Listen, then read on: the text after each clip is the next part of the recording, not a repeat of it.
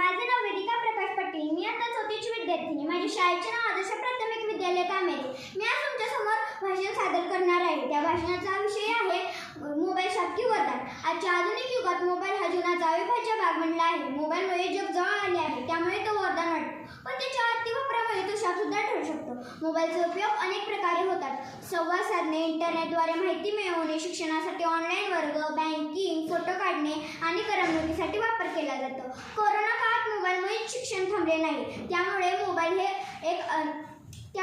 हे एक अद्भुत तंत्रज्ञानाचे वरदान आहे. पण त्याच मोबाईलचा अतिरेक झाल्यास परिणाम वाईट होतो. विद्यार्थ्यांचे अभ्यासाकडे लक्ष राहत नाही. गेम, सोशल मीडिया यामध्ये वेळ वाया जातो. डोळ्यांवर ताण येतो. झोपेच्या वेळा बदलतात. अपघातांच्या संख्येतही मोबाईलमुळे वाढ झाली आहे. पण मोबाईल शाप आहे की वरदान हे पूर्णपणे आपल्या वापरावर अवलंबून आहे. योग्य वेळी व योग्य प्रकारे वापर केला तर तो वरदान ठरतो.